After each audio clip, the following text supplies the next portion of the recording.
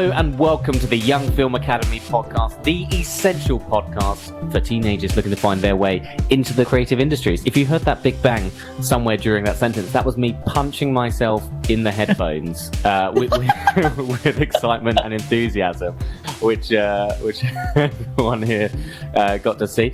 My name is Dan Allen. I am a writer, director and editor, and I am joined this week by the one and only Amelia Sciandra. How are you doing? What up, fam? And writer. Actor, director, writer, producer, wearer of too many hats, generally. So many hats. And we are also joined, very excitedly, this week by our very own resident Grinch. Matthew Doswell, who is an actor. Do you have any other hats as well, Matt?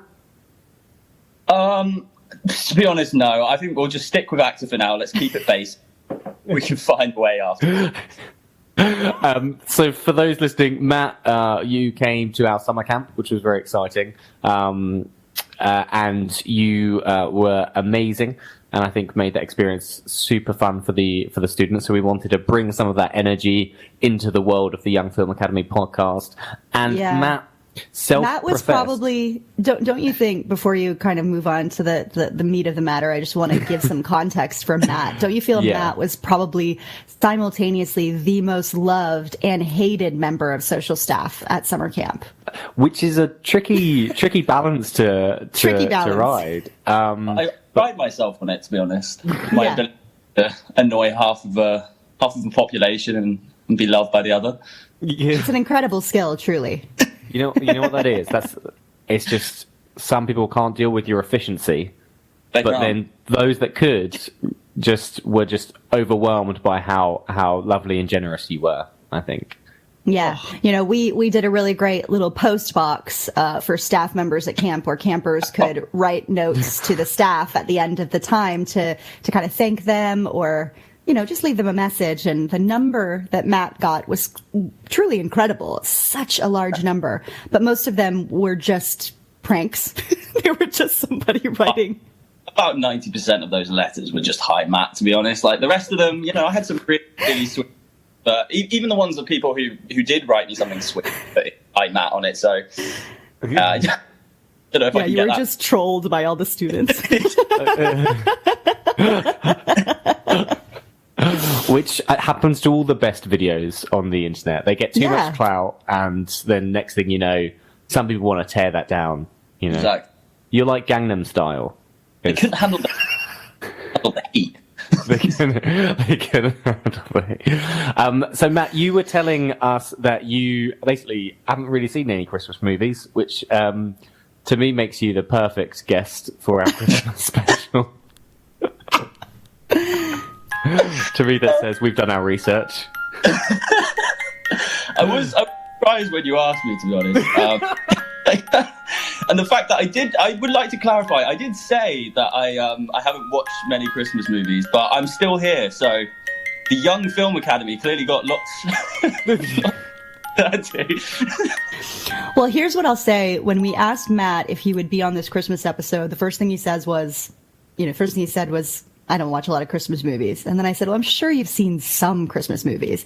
And then he went on, and I mean truly went on a rant about the film Cheaper by the Dozen, which he insisted is a Christmas movie. Right. Because there is a scene in the film that takes place at Christmas. And I never seen someone get so passionate about such a mediocre film. So I'm really, really excited. Oh, shots fired already. Certain amount of heat, Amelia, but as soon as we start back by the dozen, I'm off. I'm gonna. Film is a masterpiece, and we all know it. Oh my lord! It's pretty good. I actually quite like Cheaper by the Dozen too. Brilliant. Or equal masterpiece. It's similar to The Godfather, where the second one it just gets better, if not, Oh my lord! You just that campfire scene where they're singing hymns across the lake. Oh. And you got one family that is like, a bunch of straight A students that are all sort of perfect vocalists. And then the other family, they're singing Michael Finnegan? Michael Finnegan, come on, Dan, get the picture. I I cannot believe how much you all recall from Cheaper by the Dozen too. This is just hilarious to me. Embarrassing amount. I watched it genuinely daily at a point. I had a weird thing for Cheaper by the Dozen too. I don't know what was going on in my life at that point. It just felt like a true sort of Chevy Chase film. I don't know. It just felt like that kind of vibe. I think it was the cabins and stuff. It's just so magical. Would you say that was a Christmas movie? Chevy Chase is not in Cheaper by the Dozen. No, he's not. He's not. But that's the thing. It just feels like it's that sort of movie. Oh, that's interesting. You know? I was like, are you talking about National Lampoon's Christmas Vacation? That's an excellent Christmas film. Excellent Very Christmas funny. film. Yeah, and similar sort of tone. That's what I mean. It's like that kind of energy. The tone, sure. Yeah. Sure. Well, I think this is kind of a perfect segue into what we decided was the kind of essential question, or as Dan pronounced it, essential question of this week's podcast episode, which is, what isn't a Christmas movie? So, we've got so many movies that are very obviously Christmas movies. They star Santa or somebody in Santa's family, or, it's about belief. I'm thinking Miracle on 34th Street. I'm thinking, Love Actually, the whole movie. The Santa Claus, right? So good. These films that are really centered around the actual holiday and things like this. But we have so many films that sort of take place around Christmas, or like Cheaper by the Dozen, have a scene at Christmas. And this begins a kind of very, wide debate on what makes a Christmas film. I think, the place to start is the one that everybody sort of argues about, which is Die Hard. Is Die Hard a Christmas film? Your thoughts? Of course it is. Of course it's a Christmas film. Of course it is. I mean, I feel like if I stand by Cheaper by the Dozen being a Christmas, there's really not much that isn't on the list for me. So this might be a continued pattern as we go down the list. But I'm gonna give the thumbs up to Die Hard for being a Christmas film for sure. Yeah, I think that is one of the more easier yeses to give, and the reason being is that the entirety of it is set at Christmas, right? Right. Like, from beginning to end, it's Christmas. There's having a Christmas party. Like, the whole thing takes place within 24 hours, I believe. So the Christmas is inescapable, and the Christmas presents itself throughout the entire film. Why it's at Christmas, I can't work out. I think that's going to be an interesting question, is how Christmas ends up in so many of these films. Like, do they write in retrospectively? Are they, like... Was Die Hard written as a Christmas thing, or were they like, we're going to release it at Christmas, so can you set it at Christmas? I wondered if that's sort of like a studio. This is my question. This is my question, because I'm going to perhaps drop a little bit of a bomb here. I've actually never seen Die Hard, so I have to ask this question of you all, because I don't know. Yeah. So you've just seen all the online commentary. I've just seen all the which is kind of one reason I haven't watched it, is I feel like I have way too much, bias going in, and like I wish I could somehow erase all of that baggage before sitting down to actually watch the film. I mean, it's not a kind of film I would typically choose to watch anyways. Like, I'm not super into those kind of like pure action movies, but yeah. I guess my question is, because I think this is again going to come up for a lot of these films, is could Die Hard have taken place not at Christmas, and would the story be the same? I mean, yeah. It could have been an Easter film. It could have been an April Fool's Day film. It could have been a Ramadan film. It could have been set any time of year, I think, genuinely. I think if you remove the Christmas, I suppose it adds an element to the magic. There's an element of he sees his girl at the end, and whenever there's that romance element, I feel like romance is inevitably enhanced by Christmas. Christmas is just the season of romance, maybe, because probably there's nothing else going for life, really, around Christmas, because it's certainly not sunny in England.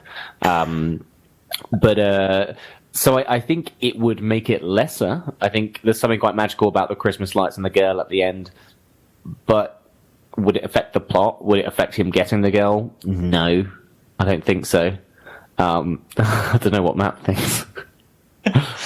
No, I think I agree with you. I think it is one of those films that, yes, it could be put at any time, but having that Christmas element does really, I think it enhances it. I mean, as Dan says, like you've got the magical elements, you've got the beauty, you've got the ugly, all that takes place over Christmas, you know.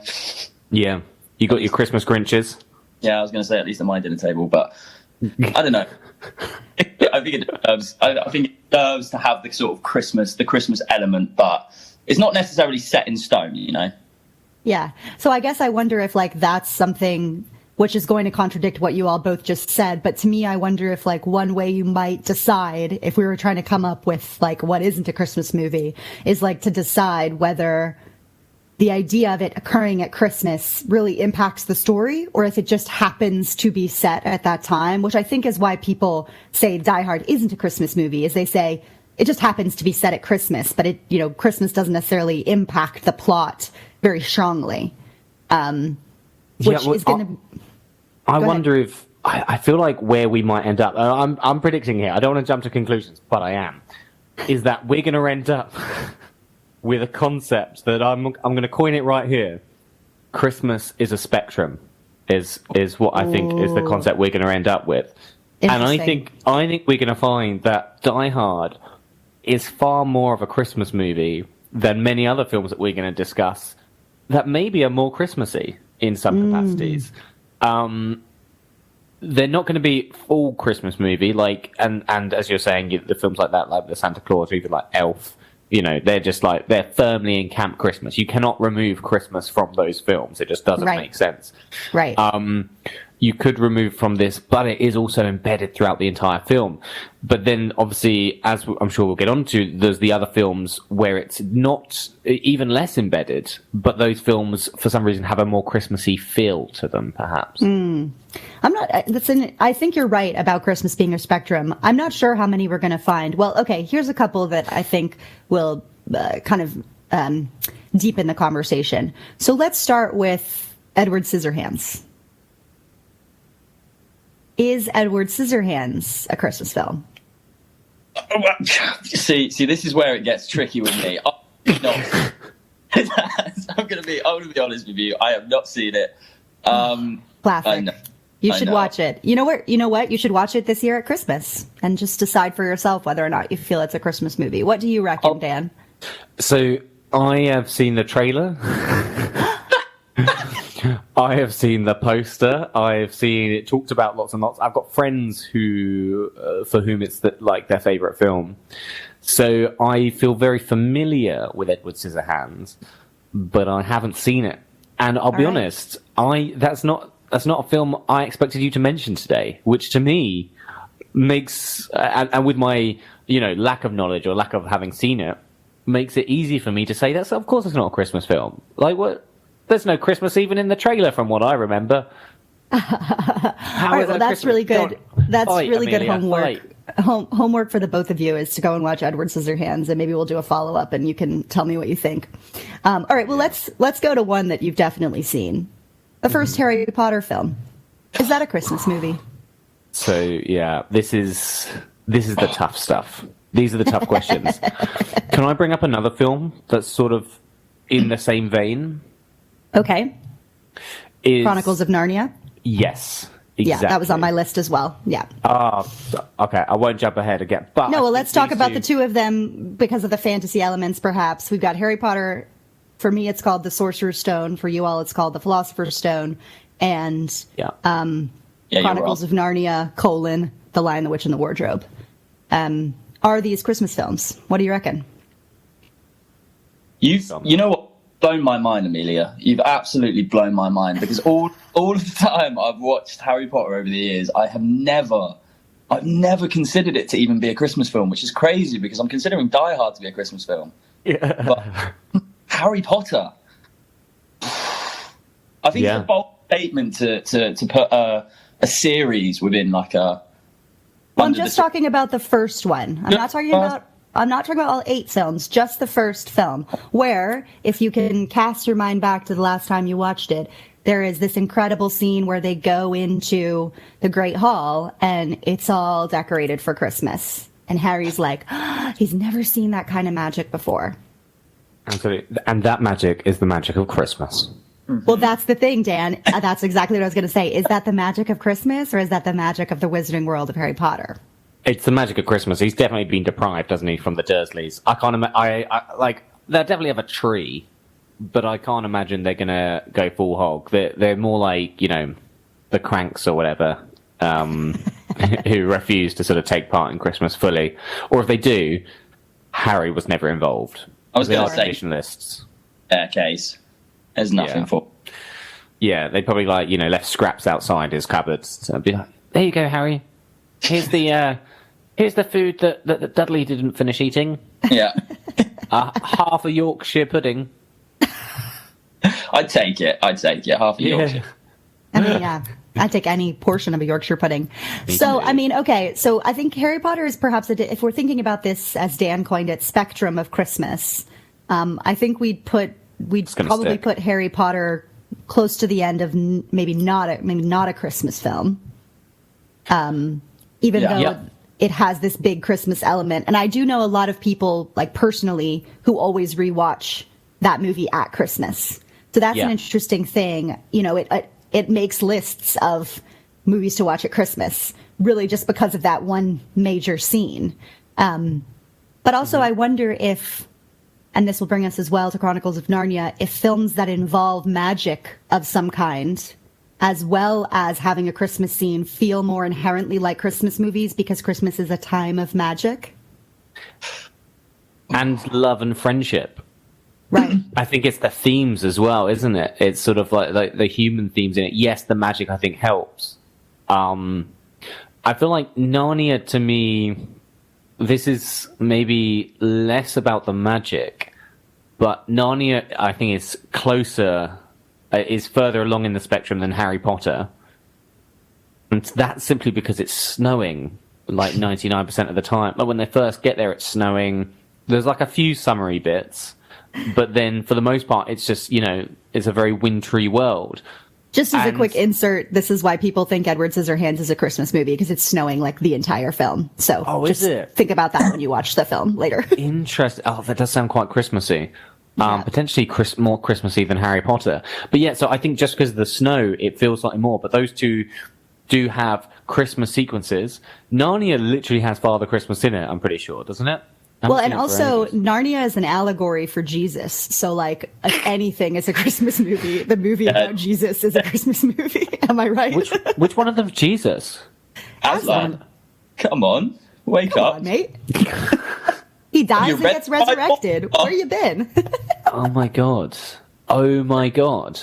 Yeah. Or are you just now realizing this? Oh my god! What? Changes everything, doesn't it? And is the Ice Witch the devil? Is she like Lucifer? Yeah, kinda.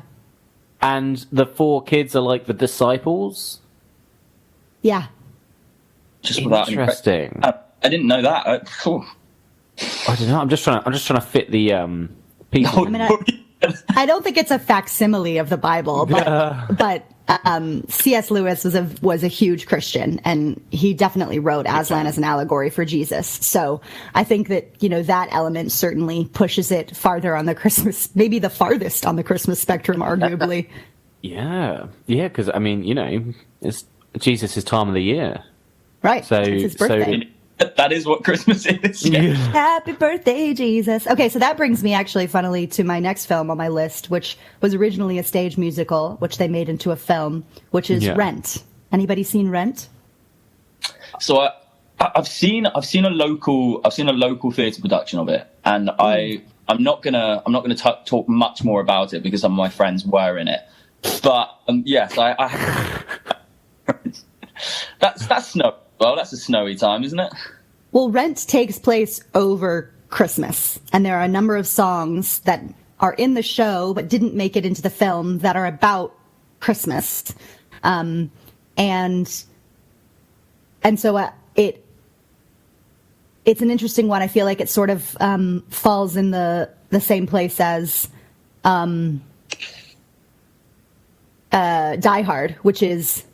It has to take place at Christmas, or no, I guess it's more Christmassy than Die Hard because it has to take place at Christmas for the plot points to make sense, but it's not necessarily like, it's really sad for a lot of it and really depressing. So, like, if we're thinking about what are Christmas movies supposed to do, are they supposed to uplift you? If we're thinking about the feelings of the season, like Dan was talking about, like, it doesn't necessarily hit those, but it is about love and friendship and, you know, coming together. And it takes place between Christmas and New Year. So, I definitely consider it a Christmas movie, and I always rewatch it at Christmas, but, I'll be interested if anybody gets in touch with us to say, Amelia, you're wrong. Did you feel Christmased up, Matt, when you saw it? So I'm not gonna lie, I just got a phone call, and for some reason it just muted half of the conversation that we just had. So I don't really know what we're talking about right now. We're still talking about Rent. I'm still going on about Rent.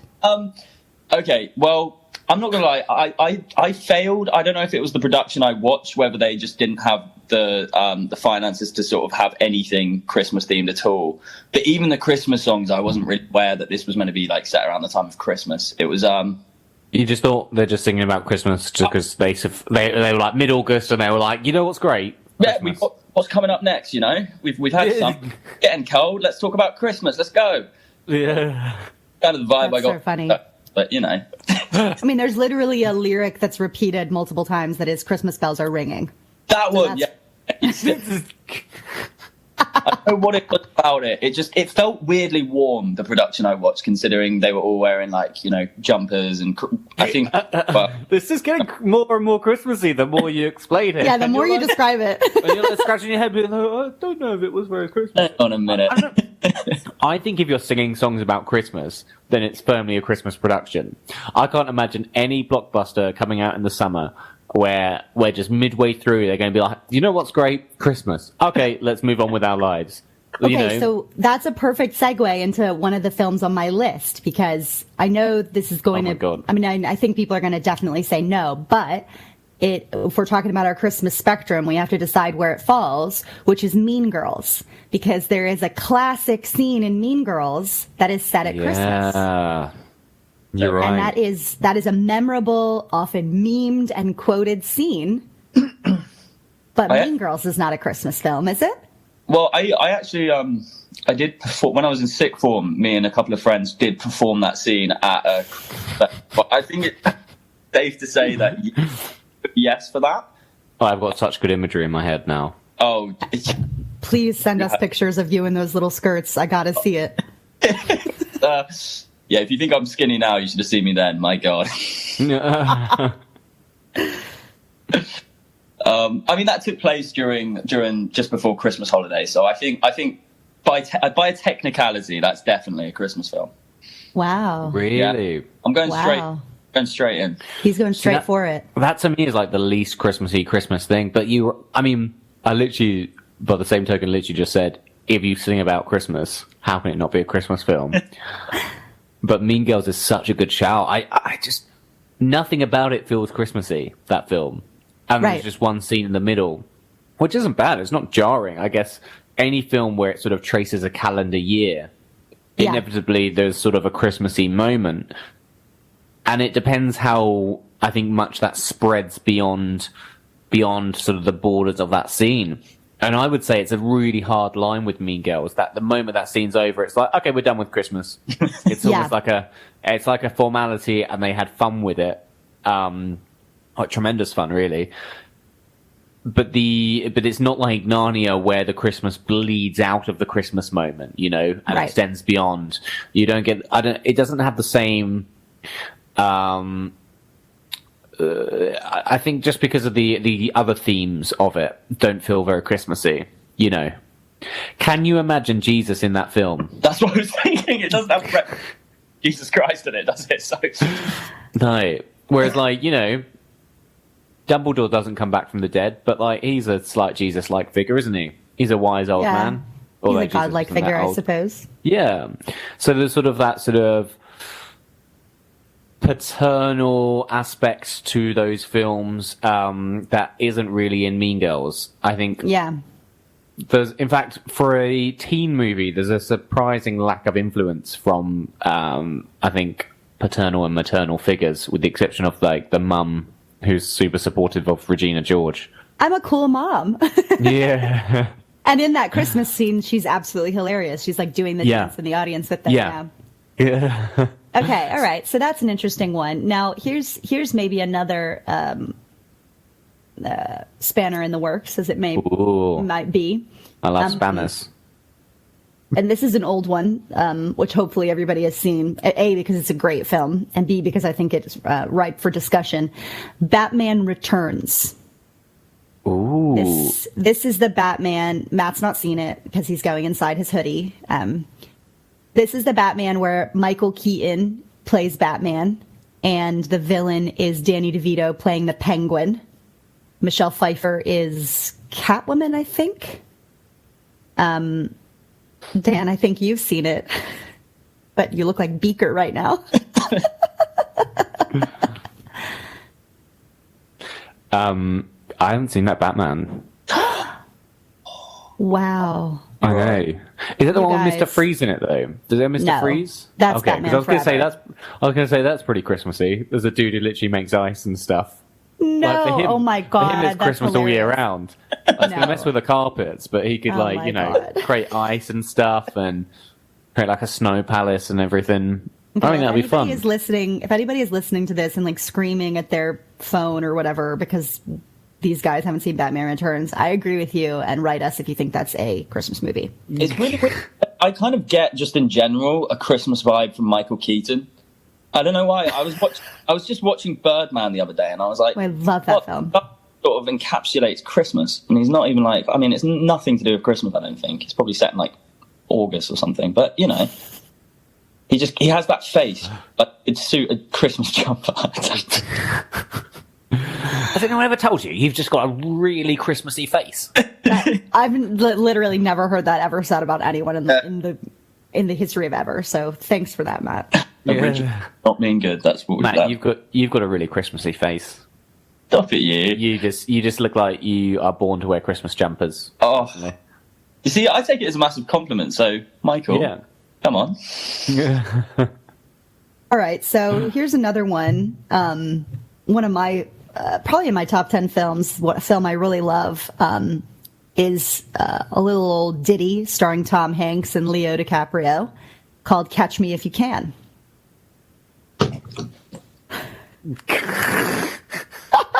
Matt has just gotten up and left the frame. Yeah. Our Grinch has left the building. I'll leave you. So I have seen it. It was many, many moons ago.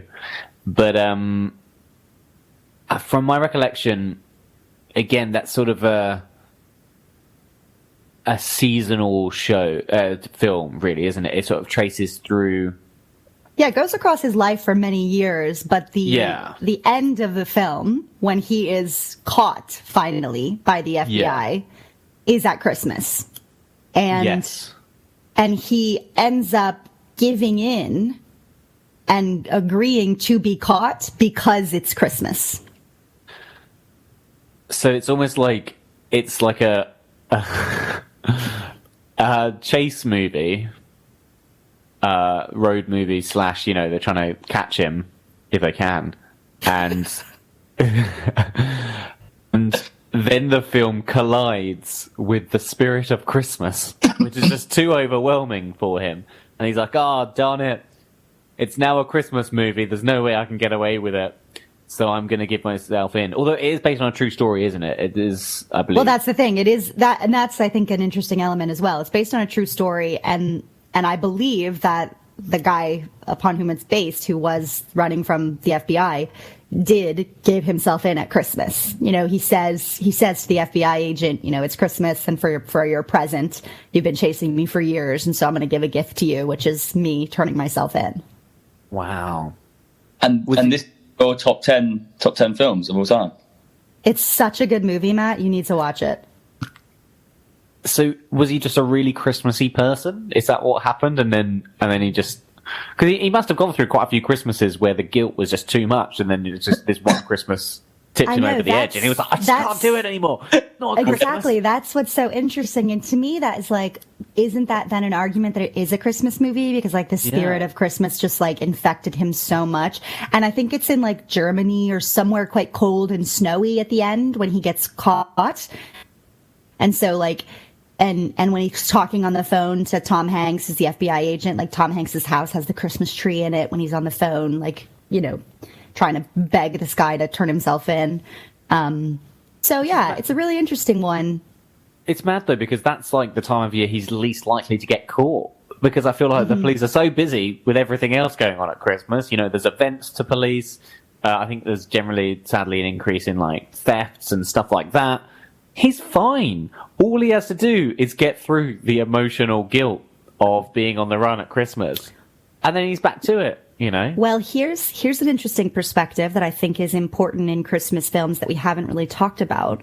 It connects to something we mentioned, which is I think you're also sort of supposed to believe, and I definitely got from Leonardo DiCaprio's brilliant acting, is that his character feels a distinct sense of loneliness because he's alone at Christmas.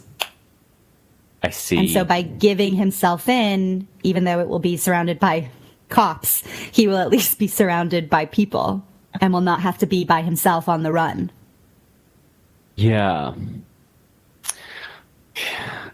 I suppose if you think of the themes of Christmas, and this is where we were talking about the films that maybe Christmas isn't as much of an integral part of and we don't see as much throughout, but the films that still feel Christmassy even more so, like Narnia, have sort of really strong family themes, don't they, throughout? Which contrasts with I think you've got those sort of other types of Christmas films that, and it'd be interesting if this is on your list. There's a film this year coming out, is it called Silent Night or something? I can't remember. But there's another one called Bad Santa.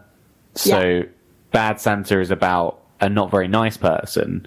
So I think that's a slightly older age rating. So don't watch it unless you can, guys and gals. But that is it's not a traditional film that you would put on at Christmas. So it's like, even though that is very firmly a Christmas film because it's about someone that is a working Santa Claus in the malls and stuff, and the themes do kind of kick in, but it's not the same sort of wholesome family film vibe. So not being a family film, I think, inhibits its ability to be a firm Christmas movie, I suppose. Yeah, I mean, I suppose that's the question, which again then argues the point of Die Hard, is that to be a Christmas movie, do you have to be a family film? Yeah, I think you are less of a Christmas film if you're not a family film. I think that immediately pitches you away from the firm end of the spectrum, of the Christmas spectrum, personally. What do you think about that? Ooh, I think that's quite controversial, you know. Yeah. I think with a name like Bad Santa, move away from the Christmas element, despite anything. I think this is a difficult one because it depends what sort of themes you're looking for in a Christmas film. I think there are so many sort of films that would probably have about the same amount of references to Christmas time that really aren't probably too family friendly. But I guess it depends what you get from it. Some people might love the kind of the magic of the horror of Christmas, you know, as opposed to the magic of the joy. Well, I was gonna say there are some Christmas horror movies that kind of they're very purposefully Christmas films, but they're horror films that take place at Christmas, and those would certainly, I think, not pass Dan's litmus test of being a family film because they're terrifying. Oh, but I should mention this. I mentioned this to Amelia. So Amelia is our resident, big Christmas fan. But I mentioned to her that I have actually made a Christmas film, or I edited a Christmas film. I've worked on one. Love it.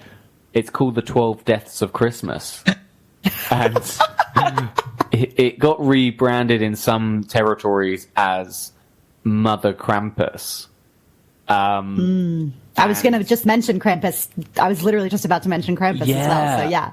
Yeah, no, so this is about a witch at Christmas, so it's like a female Krampus. They never they never say the word Mother Krampus in the film, but they just wanted to put that on the poster, I think. It's about a witch who, I think she was killed by some locals many, many years ago, and now she's back, and she's gonna take 12 lives, essentially, of the kids of the people that got her.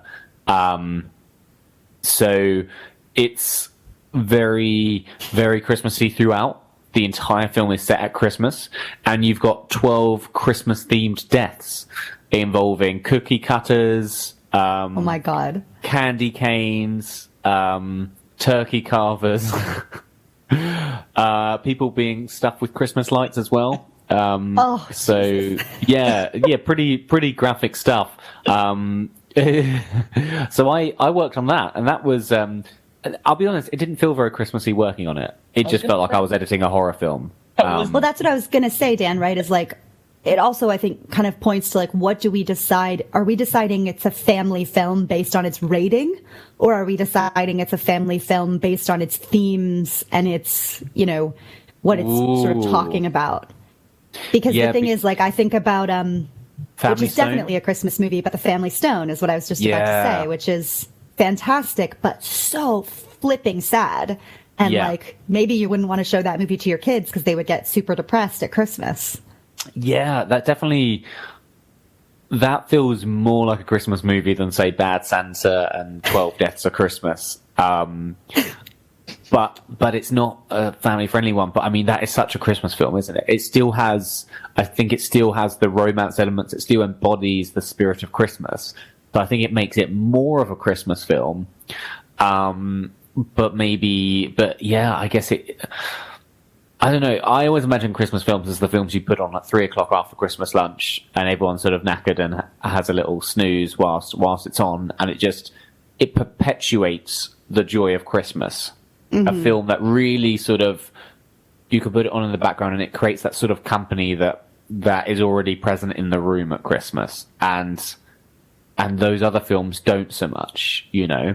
And Family Stone doesn't so much either. Even though it's a shame, because it's not a shame. It has all of those elements as well. It's a really interesting film, I think. Have you seen it, Matt? Of course I haven't. No, of course.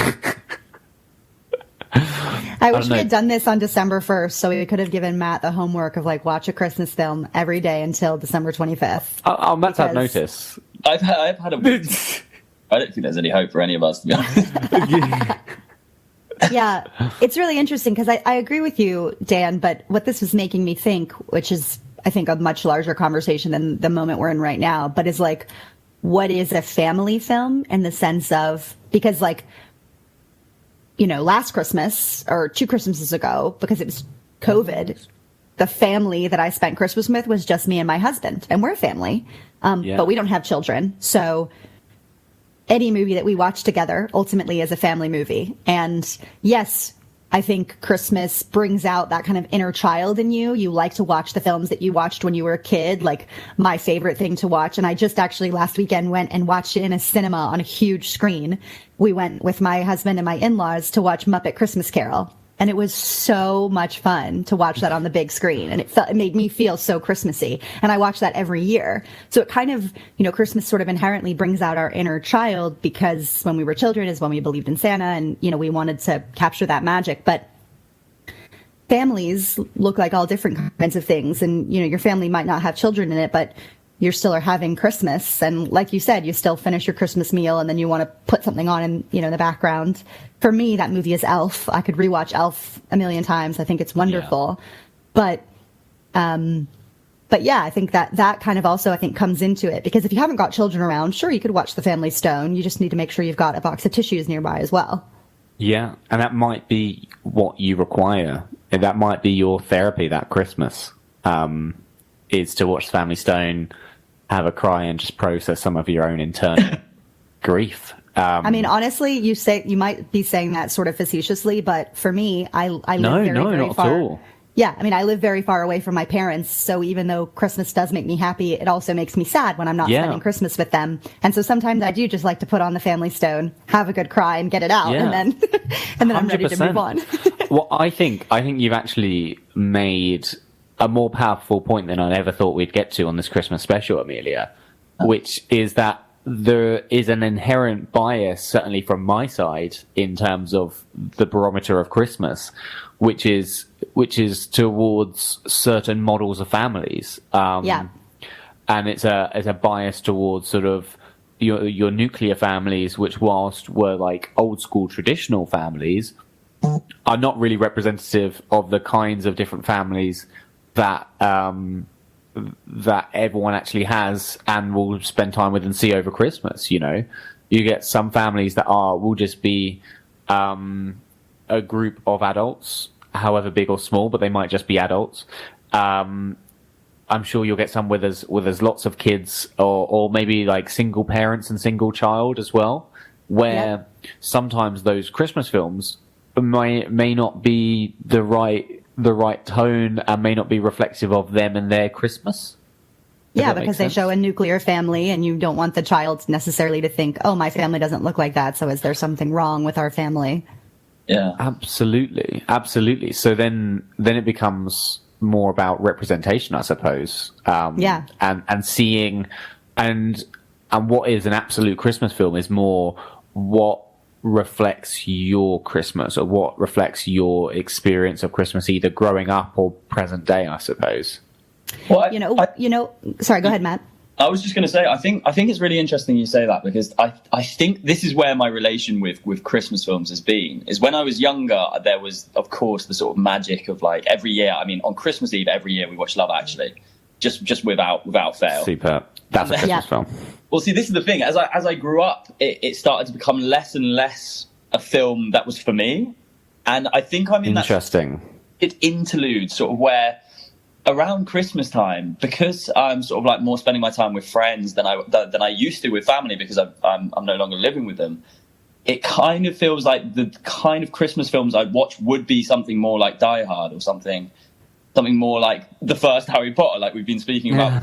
Whereas when I was younger, it would be completely different. I got so entrenched with like the magic of Christmas. But yeah, I think it changes as you sort of grow up and change and develop, and then obviously it sort of comes full circle as in a family and like having kids. And yeah, it's interesting you've had that with Love Actually, though, because Love Actually, to me, because it's a ensemble film, it reflects so many different types of Christmas. Yeah. So I think Love Actually is so beautiful because many people from many corners of the world can see themselves in that movie. Maybe only in one of the relationships, maybe only in one of the romances, but there's a lot to connect with potentially within it, I suppose. Yeah, absolutely. I love that film. And it's funny that you felt like the magic of childhood and now that's fading away, because it's very much an adult film. So I love that you were watching it when you were young. Yeah, that was your kid's film. That was your kid's film. That's great. But it does make me think, we're talking about these kind of different kind of families and different kind of relationships with Christmas. That's one of the reasons I think The Holiday is such a good film, is that you have these two really kind of different perspectives on how you want to spend your time. This person who wants to just be alone and by herself. And then you've got this single dad and the little children. And, I just really enjoyed that film. I thought it was I'd never seen it actually until last year, crazily. No way. And then I watched it last year and I was like, oh, I get why everybody loves this movie at Christmas. I just I don't know why I had never seen it. I just never had. And then I watched it for the first time and I was like, oh, this is going in the list of rewatches every year. That gets certainly rewatched by my mum every single year for sure. It's a go-to, and that one. It's funny, like it's certainly I know lots of people that will watch that personally. They might not watch it with other people loads, but it feels like a really sort of, because it's about individuals. It's about strong individuals that are going on their journeys. It's about finding other people. Like there is that love story as well, so maybe it also works for couples. But I don't know. It just seems to strike a really personal chord with people and become like really nice solo watch as well. Agreed. Yeah, agreed. Well, this brings me to a film I think we need to speak about before we wrap up. because I think it's just a fascinating one. So the film is Meet Me in St. Louis, which I wouldn't be surprised if neither of you have ever seen. It's got Judy Garland. It's an old movie from quite a long time ago. And it is not about Christmas. However, it is the film that premiered the song Have Yourself a Merry Little Christmas. No way. Really? Yes. Oh. So like that is one of the most amazing things about it, is that it's everyone should watch it. It's a wonderful movie. And it's the movie that Wally is obsessed with watching. And Wally, if you remember, he's like always watching a tape. It's Meet Me in St. Louis. It's a wonderful film, but it has a scene at Christmas and Judy Garland sings Have Yourself a Merry Little Christmas. And that's the first time we have that song. So Judy Garland was the first one to sing that song? I believe she was. I'm going to double check now to make sure that I'm not talking. I mean, it's worth a watch itself, really, isn't it? Come on. Judy. Judy.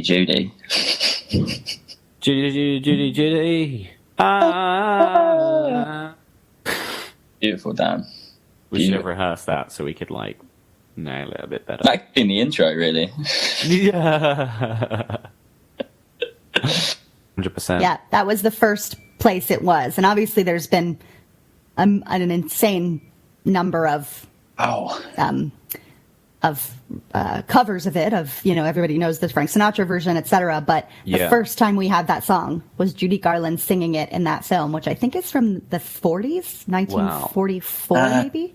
That certainly locked itself in like Christmas lore forever then. If you are, regardless of whether you're intending to make a Christmas film, if you gave birth within your film to Have Yourself a Merry Little Christmas, I mean, you're basically Christmas royalty, whether you want it or not. You have pretty much succeeded at life. It doesn't. You've peaked, is what I mean to say.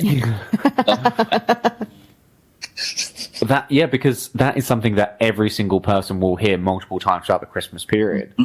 Which, to me, that achievement alone, like, screw themes and stuff, that achievement alone pitches that as almost the most Christmas film, the most Christmassy film of all time, potentially. Yeah. And what an interesting, and how much does that make our previous conversation so interesting that, we were saying, if you can, Mean Girls is the same, right? There's one scene at Christmas with one song, and it is quite a funny scene. And the song, that's not the first time we ever heard that song, obviously, but it's to a very popular song. And we were like, not a Christmas movie. But here's a movie, doesn't all have to do with Christmas, but she sings this incredibly iconic song, and it's the first time we have that song. And so we go, definitely, Meet Me in St. Louis, Christmas movie, 100%. Yeah. 100%. Okay. I think, that's blown my mind, Amelia. So thanks for dropping the hard, cold facts. You're so welcome. I didn't know if it would be nice before we wrap up to, like, each one of us say our favourite moment from a Christmas film, because I feel like that's going to be easy to find something that sort of is innately Christmassy. And without the baggage.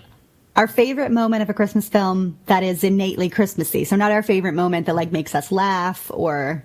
Could be, but, like, your favorite Christmas moment. I think it should be a Christmassy moment. Okay. But I don't know. The first things that come to mind... the first things that come to mind for me is that pretty much I love Love Actually. It's...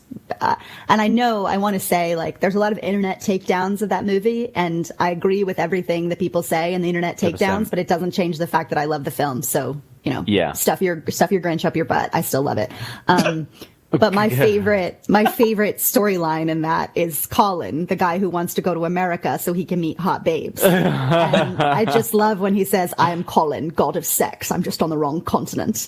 So that is not a Christmassy moment, but it's probably one of my favorite things at Christmas, is getting to that character saying that. Let me think of something more Christmassy, and maybe Matt has already thought of something and can go first. Cheaper by the dozen.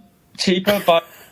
scene where they're sat around the table, everything's resolved, all the kids are happy, they've got all this massive, probably the most impressive Christmas dinner I've ever seen in my entire life. The turkey's looking mean. I don't even eat meat, but it looks mean. Sat around having a great time talking about Christmas. So I'm gonna go Cheap by the Dozen, of course, because it is perhaps the greatest film ever. But yeah, Unsurprisingly, Matt goes with Cheaper by the Dozen. Dan, have you got one? Oh my god! Again, I'm leaning towards Love Actually. I think. When I was younger, I would have said the dude outside the lady's house with all the signs, which I know how awful is that, because that is one of those moments that really has not stood the test of time. No. And it's easy to see how problematic and dodgy that is. But I think I just saw myself as like a yearner for love. Yeah, hopeless romantic. Do you know what I mean? Totally. Whereas now I'd be more in line with sort of the Prime Minister, and when they he goes and picks her up and they go to the school play and stuff, which I think is just a beautiful Christmas moment.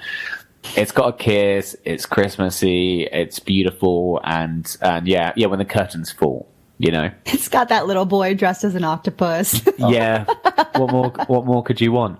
Well, like, come on. The lobster. Just service announcement though, don't for the kids out there, don't rock up at some random person's house with signs and start professing your love to them. It's not a good look anymore. It was, but just I think the one I'm going to choose is the scene in Elf where Zooey Deschanel she's in the shower, and so it's a bit weird, but she's singing Baby It's Cold Outside, and then Will Ferrell is sitting around the corner in the bathroom singing along with her. And there's just something really sweet about the way he's singing along with her. And then it dissolves into a funny moment, which is very much what I like. But it's very sweet when they're harmonizing and doing a duet on, again, a song that is quite problematic. But yeah, I do love that scene. I think you reminded me as well. There's the scene where she starts singing and gets everyone to start singing, right? Yes, at the end. I don't think you can get much more Christmassy than that, personally. No. That is so Christmassy. And so beautiful. It's got song, it's got Christmas cheer, it's got romance, it's got everything. That is a complete Christmas moment for me, I think. Absolutely. So I'm going to choose that one. I changed my mind. Oh, he's changed his mind. Love it. Changed my mind.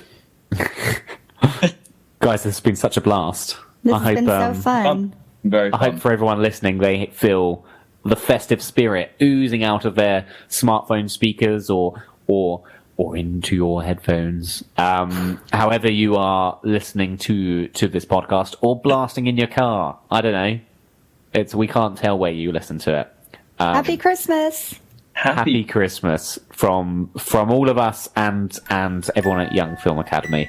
And I'm sure if James Walker was here, he'd be saying, ho, ho, ho, Merry Christmas.